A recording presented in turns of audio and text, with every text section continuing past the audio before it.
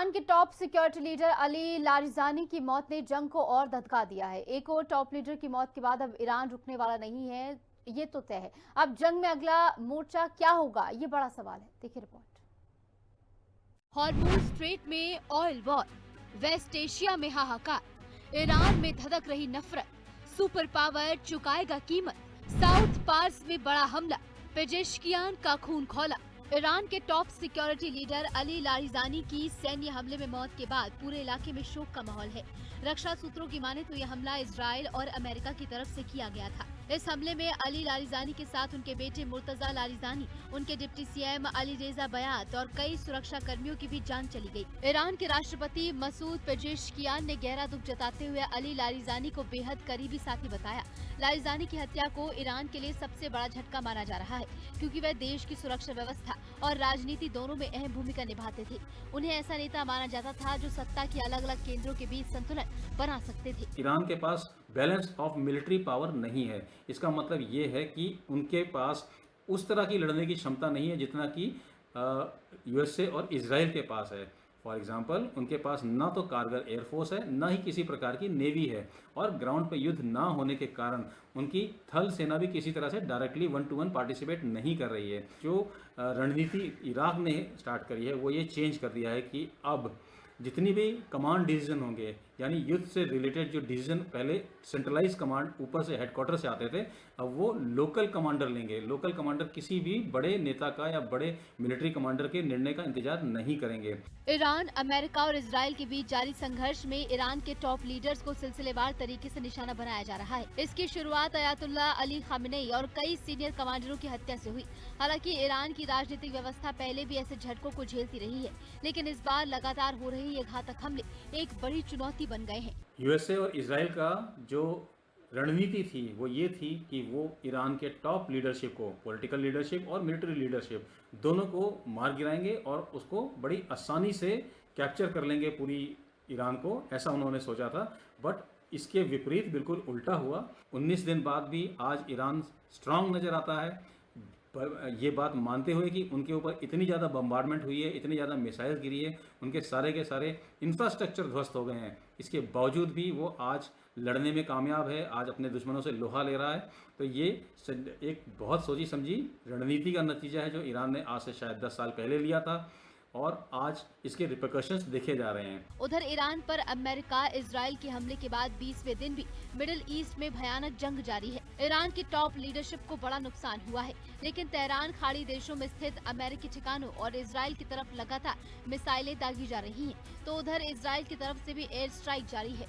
Middle east में चल रहा ये भीषण युद्ध अब सिर्फ सैन्य टकराव नहीं रहा, बल्कि बीते 24 घंटों में ये सीधे सीधे ऑयल वॉर में बदल गया है, क्योंकि इस जंग में एनर्जी ठिकानों पर सीधे हमले हो रहे हैं, जिसका असर दुनिया के कई अन्य इलाकों में भी पड़ा है। उन्होंने सबसे पहले यूएस के जितने भी मिडिल ईस्ट के अंदर बेसिस हैं उनको निशाना बनाया, और सेकंड चीज स्ट्रेट ऑफ होम से जाने वाले सभी कमर्शियल जहाज़ों को निशाना बनाया है, और एक तरह से उनको ब्लैकमेल कर दिया है कि कोई भी यहाँ से जाएगा तो उनके टर्म्स एंड कंडीशन पे जाएगा।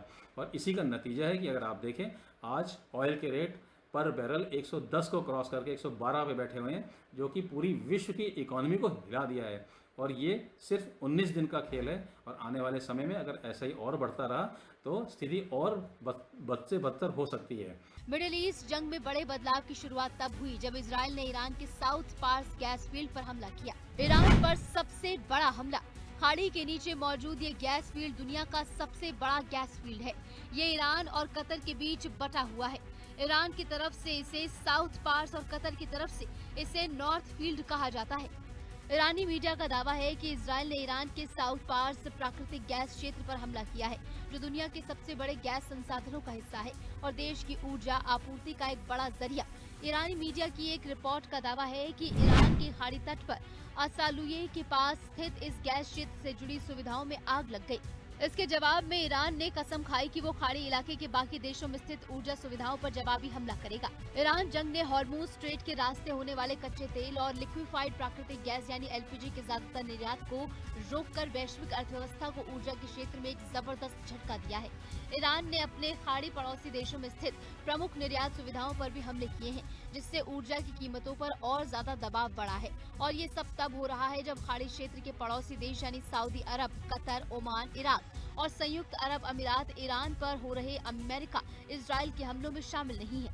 इस समय मिडिल ईस्ट क्राइसिस में है, ईरान क्राइसिस में है, इजराइल क्राइसिस में है, लेबनान क्राइसिस में है। हर तरफ हाहाकार मचा हुआ है और विश्व की सारी अर्थव्यवस्था क्राइसिस में है, क्योंकि तेल के प्राइसेस ऊपर जा रहे हैं और एनर्जी क्राइसिस बढ़ते जा रहे हैं। जैसे जैसे समय बीतता जा रहा है, सबके ऊपर संकट गहराता चला जा रहा है। यूरोप के अंदर आपको पता होगा, पिछले 2 हफ्ते के अंदर ऑयल के और गैस के प्राइसेस लगभग डबल हो चुके हैं।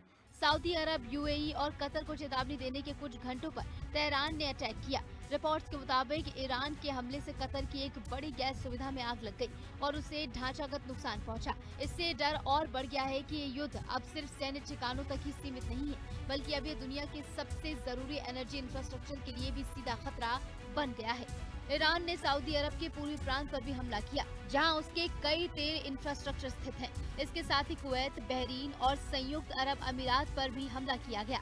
इजराइल के हमले के बाद ईरान ने जवाब देने की धमकी दी। इस खबर के बाद तेल की कीमतों में उछाल आ गया। ब्रेंट क्रूड फ्यूचर में 6% से ज्यादा की बढ़त दर्ज की गई और कीमतें उच्चतम स्तर पर पहुंचकर $110 प्रति बैरल के करीब पहुंच गई। अंतर्राष्ट्रीय बाजारों में तेल की कीमतें एक बार फिर 5% बढ़कर $108 प्रति बैरल के पार पहुंच गई। इसके चलते पेट्रोल और बाकी वस्तुओं की कीमतें भी बढ़ गई।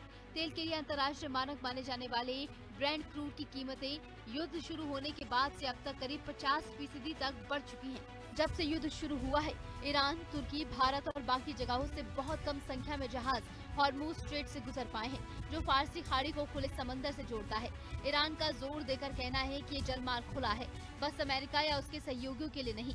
अमेरिकी राष्ट्रपति डोनाल्ड ट्रंप ने इस बात पर बढ़ती नाराजगी जाहिर की है कि किसी भी सहयोगी देश ने हॉर्मूज स्ट्रेट को खोलने में मदद की पेशकश नहीं की। पूरे मिडिल ईस्ट में गैस और तेल इंफ्रास्ट्रक्चर पर हमले जारी हैं। इसके साथ ही तेल सप्लाई की सबसे बड़ी चेन हॉर्मूज को ईरान ने पहले अमेरिका, इजराइल और इसके सहयोगियों के लिए बंद कर रखा है।